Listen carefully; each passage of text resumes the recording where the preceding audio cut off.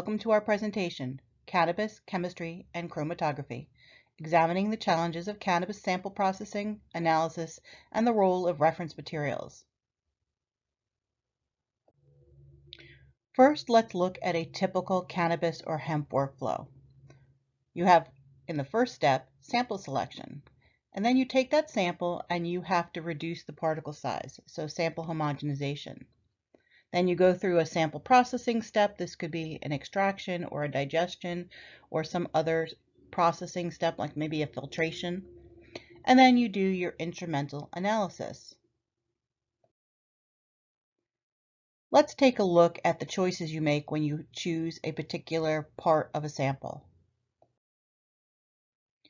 The part you choose and the results you're going to get from that piece of sample or that part of a sample really depends on a lot of different external conditions, like what part of a plant is it taken from? What are the weather conditions or the light effects of the plant that sample is taken from? Geographically, where is it taken from? Is it taken from an area that has a higher water content, or are samples taken from a lower water content area? So there could be a lot of variation. It's important to know, though, that you need to have representative samples. Representative samples represent the entire population size. So if you have like an outdoor grow, you want it to actually represent all the parts of that grow, all the light levels, all the geographical factors, all the water factors, and things like that. And it must be the statistically valid number of samples and reasonable for the population. And it is considered to be the smallest subset that you can have that retains all the properties of that specific population. Now, this can be very difficult. Think about an individual plant. Think about where the variation could be for different target compounds. If you're looking at pesticides and they're being sprayed from overhead, then your buds that are overhead, your leaves, the fan leaves that are sticking out from the plant more and that get more coverage from a pesticide are going to have higher pesticides. Ones that are more interior to the plant, maybe they don't get as much direct contact, they're going to have less pesticides. Think about things like the cannabinoids. Light has a lot to do with it. So areas of the plant that get more light, maybe on the top, will have higher cannabinoid levels. If you're looking at things like metals or fiber, well, that also depends on what part of the plant you're going to be looking at. Are you going to be looking at the herd or the seed or the roots? Because each one of them has a different chemical profile. So there could be a lot of variation in one plant.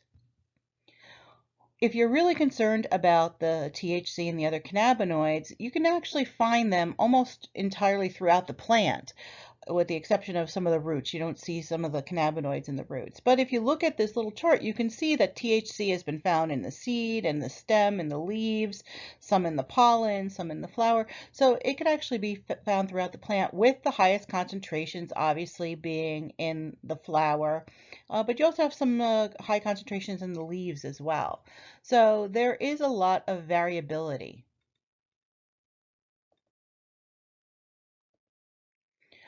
So what's the difference between a representative sample and homogeneity? As we said, representative samples reflect the population, that smallest subset that retains the properties of a population. Homogeneity is more on the batch or sample size, and this means to be a uniform in composition and character. If you think about a liquid, they have high homogeneity. They have a lot of homogeneity because they are very fluid, they can mix, so you get a very blended sample. Agricultural samples, on the other hand, by their very nature, tend to have low homogeneity. Imagine an apple orchard. No two apples are identical. But if you make the particle size smaller, you actually increase homogeneity. And the converse is true. The larger the particle size, the less homogeneity there is. Let's talk a little bit about sample homogeneity. Sample preparation is a critical first step for any analytical process. And sometimes you're like, well, do I really need to get it down to a very fine particle size? Well, I saw a study where they looked at the different uncertainty levels that are required by an analytical process, and the different particle sizes. And what they found was if you have a large range for your uncertainty, like 10%, and you have a 5 millimeter particle size, that's the size of about a pencil eraser, you would need about 125 grams of sample to ensure that you have homogeneity. But if you have a 1% uncertainty, you would need 12,000 grams of sample in order to ensure that. If you take that size down to zero 0.5 millimeters or below, you need a lot less sample. There's another reason too. If you look at the particle and if you're trying to extract it or digest it, if the particle is very large, you may or may not get to the center of that particle. You might not be able to digest it, you might not be able to extract it. But if you do have a smaller particle and you digest or you extract that particle, you have a better chance of getting your solvent or your acid or whatever you're doing into that particle and being able to break it down for extraction or digestion. Standards can be an important part of your sample processing. You can add standards before you measure a sample, before you do particle reduction. You can do it at the time where you segregate different pieces of a sample for further particle reduction. These are usually called spiking, recovery standards, or sometimes they call them also standard addition. And you can use them throughout your sample processing in order to track your process and track how well your process is going to go or how efficient your process is. Another important aspect for why you will reduce your particle size is your surface area. We talked a little bit about actually getting into the center of that particle, but how about surface area? Surface area is critical for you to extract or digest. So if you have more surface area, there's more area for interaction. So if you have a 5 millimeter particle, and let's pretend that you have one particle, and I have numbers here for cubes and for spheres, and then the average for the total surface area. So let's say that you have that one 5 millimeter particle. Your average surface area, let's say on this sort of amorphous cubist sphere shape, is 114 millimeters squared. But if you reduce that down to 1 millimeter, now suddenly that same weight of material is 125 particles and 571 millimeters squared of total surface area. If you go all the way down to a fine powder of 0.1 or below, you've now increased your number of particles to 125,000 and you have almost 6,000 millimeters squared total surface area. So you have a huge amount of surface area all with the same weight of material. There are two basic types of standards or ways to use standards. You can use them as external standards or they can be internal standards. External standards are outside of the sample where internal standards are actually added to your sample. External standards can be either matrix matched or unmatched, meaning they're in a solvent or in an aqueous base, or you have internal standards by their very nature because they're added to a particular material or a particular sample are matrix matched. External standards can be used for qualitative, quantitative, and semi-quantitative work, and internal standards are often used for statistics, for correction of bias, to eliminate any variability, and for system monitoring. So if you have an auto sampler that has a slight problem with its injections, that there's a lot more variability than you'd like, you can compensate with that with an internal standard. External standards tend to be duplicates or analogs of your target. So if you're using a particular pesticide as a target, like aldrin, then you would use aldrin as an external standard as well. But again, these do not compensate for any errors. So if your instrument has a slight variation in its injections, then you're going to see a difference between your external standard and your sample. For your internal standard, you often use a labeled analog. So that means that aldrin would be deuterated or C13 labeled. So you would use a deuterated or a C13 labeled analog of that aldrin. And then this is put into your sample internally. And you could then compensate for if the injector had a lot more variability than you wanted. There are several things you need to consider when choosing a standard. First, is it fit for purpose? Does it satisfy the requirements you have for the type of standard, the type of target, or the identity? You don't want to be using an aldrin standard for dieldrin analysis. So are you matching the identity of what you're trying to target to the standards that you are using? Is it in the correct form? Well, here I have a plant material that I'm testing, but the standard I am getting is in aqueous format. So is it in the right form? Is it in the right matrix? So I have now a cannabis extract oil, but I have a standard in acetonitrile. So my matrices don't match. Am I using the correct method for my standard? If I have a standard of LCMS pesticides, am I trying to use them on GCMS?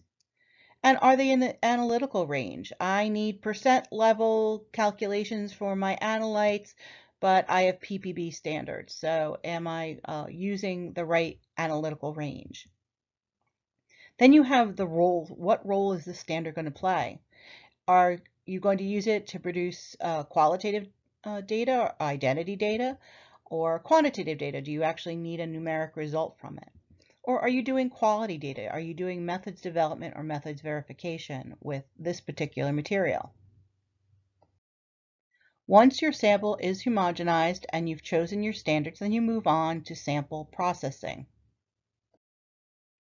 So your sample is all homogenized, you have your particle reduction done, and now you can also add standards, those additional spiking or recovery standards. You can do this before or after your extractions or digestions, and then before your analysis, you of course will have your internal standards added to your sample or your external standards that you run alongside your sample for your calibration curve. When you're building your calibration curve, you really need to know some important pieces of information about your system. What's its limit of detection or its limit of quantitation? Where is its limit of linearity? And how do you find out your dynamic range? So limit of detection is the lowest point at which you can detect that particular target, and it's usually 3 standard deviations from the blank or 3/3 signal to noise. So you can't calculate anything at this level, but this is the lowest level that you can see the sample at all. Then you have your limit of quantitation. This is the lowest point which you can actually quantitate or measure that particular target, and it often is 10 standard deviations from the blank or greater, between 10 to 20 signal to noise. Limit of linearity is where you oversaturate the detector. This is the point where your detector stops being linear, your results stop being linear, your detector is saturated. So this is the point where you actually have too much in your system. And then your dynamic range is that area from the limit of quantitation to the limit of linearity where all of your working targets are best seen. So this is where you do your quantitation. And when you have your target, you want it to be in the middle of this range. And if you do your standards, you want to make sure that you bracket your targets above, at, and below so that you have your calibration curve covering your range of possible targets.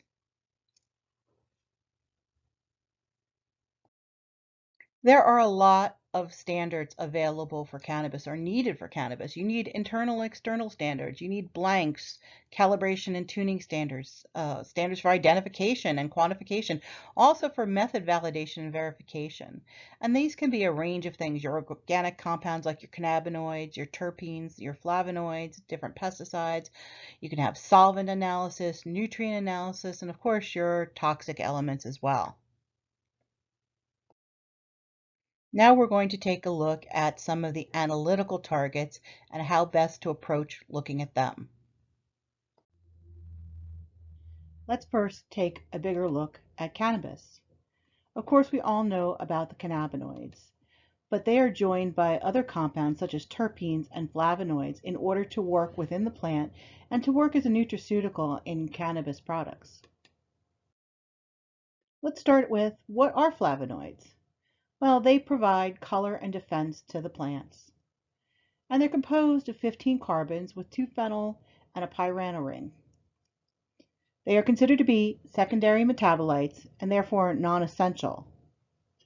They are produced by the ppm pathway or the phenylpropanoid pathway, and they are detected by the GABA receptors in the human body. Flavonoids can be grouped into many different subgroups depending on their functionality. Some of them are very famous as antioxidants. We think about all the purples and the blues and all of those colors. These are all different types of flavonoids. The major flavonoids are flavones or flavonols for cannabis, and they're responsible for a lot of the yellow colors, the oddball colors. And there are some unique flavonoids, especially the cannaflavins, that are particular only for cannabis plants. We said that they are manufactured in the phenylpropanoid pathway or the PPA pathway. So it starts with an amino acid and then it's converted into coenzymes until you get the different forms of the flavins. So you've got the cannaflavin, the cannabisin D. So you have all these flavonoids being produced in the cannabis by the phenylpropanoid pathway. So what are terpenes? They've gotten a lot of attention and a lot of press since cannabis became mainstream. But terpenes are the flavor and fragrance compounds for many different botanicals, including cannabis. And they're built upon isoprene units, the C5H8. So they repeat over and over again. That's why a lot of terpenes have the same molecular weight. There are two types. There are the essential and the non-essential. So the essential are required for the life of the plant. And they're formed by two metabolic pathways, starting with a common compound, the isopentenyl pyrophosphate, the IPP. And the two pathways are the MVA and the MEP pathways. And they are received by the TRPV receptors. The way terpenes are grouped together are by their number of isoprene units. So monoterpenes have 2 isoprene units. A sesquiterpene has 3 isoprene units. So something like limonene is actually a monoterpene, and humulene a sesquiterpene.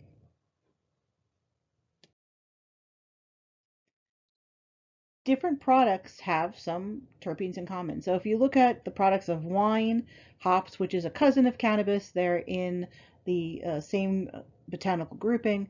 And then you have cannabis, you can see they share some of the same terpenes. So you have like linalool, that's the lavender kind of smell. They can be found in wine, hops, and a minor component in cannabis. Cannabis, you see myrcene. Again, you can see that in small parts in wine and hops, and in a majority in the hops and the cannabis. As I said, they are formed by two pathways, the MVA and the MEP pathways. And in this case, this starts with a pyruvate, and then a coenzyme comes in and you form the different terpenes, the monoterpenes in the MEP pathway, the triterpenes and the sesquiterpenes in the MVA pathway. So through a series of different interactions and reactions, you get all the different forms of the cannabis terpenes. And last but not least, we have our cannabinoids. They interact with G protein coupled receptors. So these are the receptors in the body that the cannabinoids interact with. They have a carbon 20 or 20 carbon base, and they are split into about 9 major groups. There are things called phytocannabinoids that they are light responsive. And then you can also have cannabinoids that are created within or without of the cell, or you can have synthetic cannabinoids. And they are formed by the polyketide pathway or the PKP pathway. Here are the major groupings for all of the different types of cannabinoids. And you can see there's a wide range of functionality. So now you have the polyketide pathway. It's starting with fatty acids and then using other coenzymes in order to react and create the different forms of the cannabinoids. Now in green, you can see that these are some of the same components that were involved in the terpene synthesis. When you take a look at the different pathways, the cannabinoid pathway, the terpene pathway, and the flavonoid pathway, they actually are very interdependent upon one another.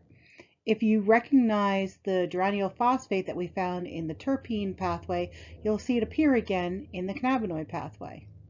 The malonyl coenzyme, you'll see that that actually becomes part of the synthesis of the fatty acids, the reaction within the cannabinoids, and within reactions of the different flavonoid pathways. So they all become very interactive and they're all dependent upon one another. In cannabis, chromatography can be very challenging. You have a lot of interrelated compounds. So you have many different isomers. You have compounds that interconvert between each other due to heat or pH or exposure to light.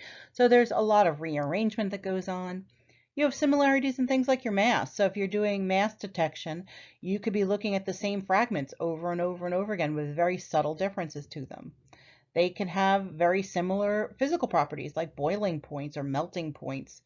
They can have repeated structures, so they have many similar structures in common. And there could be a wide range of functionalities. You can have ketones and acids and bases and alcohols. So there is a huge range of functionalities. There's also a wide range of solubilities and polarities, which make them very difficult then sometimes to sort out or determine one method to do the most amount of compounds with. And then you, of course, have a very sticky, complex matrix that can interfere with a lot of your analysis, making it very difficult for you to decide on what type of analysis to do. How you proceed with your analysis is really going to depend on functionality. Some functionality is better suited to GC, things like hydrocarbons and alkanes. If you're doing acids and alcohols, they're a little bit more deserving of LC. They're a little bit more amenable to LC. You can do acids on a GC, but you have to derivatize them. Now, if you have very polar compounds, you're probably going to lean to an HPLC or an LCMS system where you have that ionization potential. If you have a good ionization potential, it works really well with LCMS. Then there's molecular weight. If you have less than 500 mass, then yes, you can use either LC or GC. If you have more than 500 mass units, then, or your molecular weight's more than 500, then you're going to more gravitate towards an LCMS. Then your volatility and your lability. How volatile or labile is your compound? If it's prone to thermal degradation, you're going to want a cooler technique like an HPLC, where if it's very volatile, you're going to want a low temp GC or an HPLC. And solubility. Does it like polar solvents? Then you're more than likely going to be doing reverse phase chromatography, like a reverse phase LC, maybe some GC. If you're going to be using non-polar solvents, like methylene chloride, then you're going to be using GC or normal phase LC. So as you work with your cannabis samples, you're going to want to dissolve them in some sort of solvent in order to run your analytical processes. The grade of solvent depends on what type of testing you're going to do.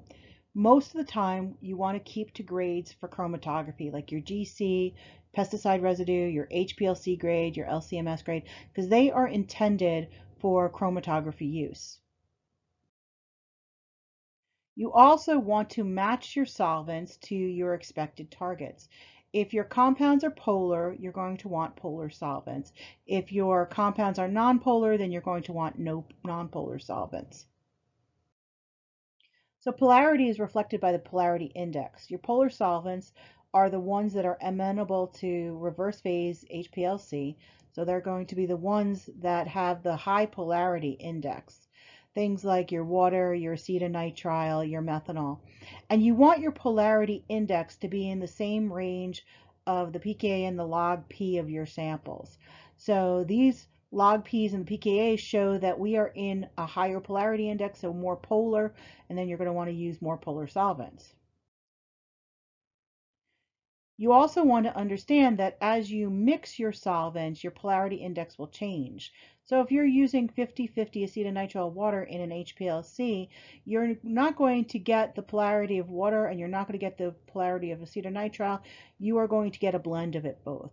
So depending on the percentage, you will have to recalculate what your polarity index is for your solvent. You also want to be aware of the miscibility of solvents. Some solvents do not play well together. So you don't want to be mixing water and an alkane. They're not going to mix well together. They're not going to mix it all together. So you want to be aware of solvent miscibility. You also might be needing some buffers or modifiers or additives. This will change the pKa, it will change the pH. Mostly we use these buffers in HPLC and LCMS. So for HPLC we use salts, acetates, phosphates, but things like that sometimes will create residue. So for LCMS you use more volatile buffers, buffers that will aid in ionization without any residue. So the buffers you want to use for LCMS are things like TFA and formates and acetates and ammonia compounds. And you want these so that you can actually help to ionize your samples.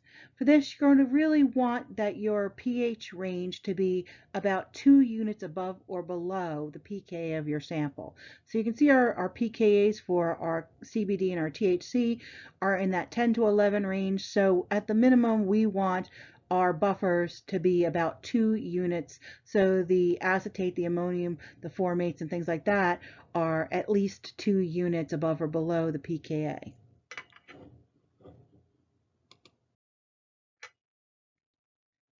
You're also going to want to choose columns for the types of compounds that you are trying to separate. So if you want to do reversed phase, you're going to be doing most of the blue.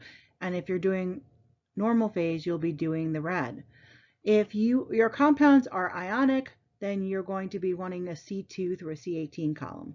If you're doing reverse phase and you have neutral compounds that are hydrophobic, then a phenyl, a biphenyl, a C1, a C30, or things like that.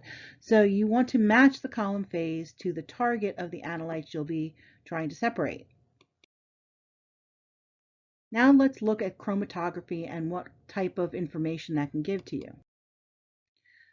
So when we're talking about writing with light, we're really talking about visible light in that small band between about 300 and something and 800.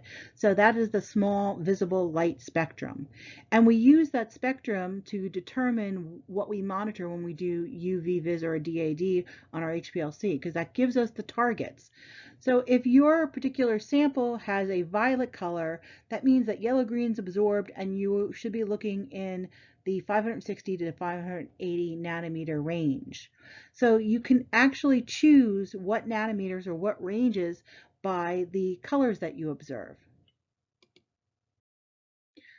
You can also choose what range of nanometers that you should be observing by the functionality. Different functionality have different absorbances. So if it's a ketone, it absorbs at 190. If it's a thiol, it absorbs at 195. It's an alkene, 171. So typical wavelengths for cannabis to monitor are 220, 228, 254, which is our benzene ring, 270, and 280. You also want to be aware of the absorption wavelengths of the different common solvents. You don't want a solvent that is going to absorb at its max in the same range of where you want to be conducting your analysis. So let's say you are using ethyl acetate, but you are looking for 254. Well, then that's going to be a problem because your UV cutoff for ethyl acetate is 255. So you're going to have a very high background from your solvent.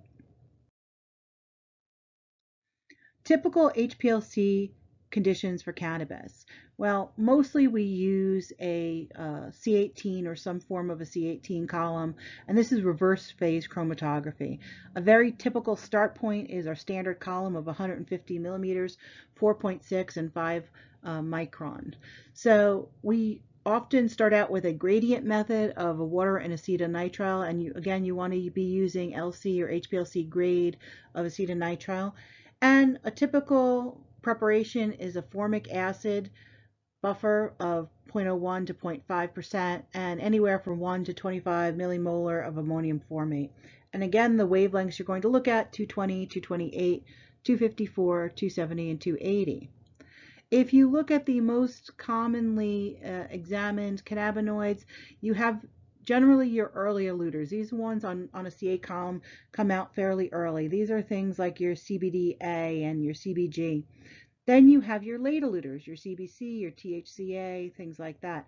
And the ones that we often are very concerned with are D8, D9, and CBD are more towards the center. They tend to be a little bit more fully resolved. When you're doing method development for HPLC, there is a method to the madness. You have to start thinking from the point of view of where are the majority of your compounds. And then that will give you an idea of where to start, what type of column to start. And then you can actually go through the decision tree and make decisions based on what you're trying to do. If you're trying to increase retention, decrease retention, increase selectivity. So there is a hierarchy to these decisions, and I've tried to outline them here in this chart. You can also run cannabinoids on GCMS, and you want a mid-polar phase, something like they call it like an XX35. So depending on the brand, those first two letters change, but it's usually a -35, and that means 35% diphenyl, 65% dimethyl siloxane. And you want to derivatize your samples for your acids. So you want to stabilize your acids by adding a derivatization agent. Well, then will stabilize your acid and they do not break apart in your injection port. And again, you want to use GCMS or pesticide grade solvents to dilute your samples. Thank you. If you have any questions, please feel free to contact us on our website, www.spex.com.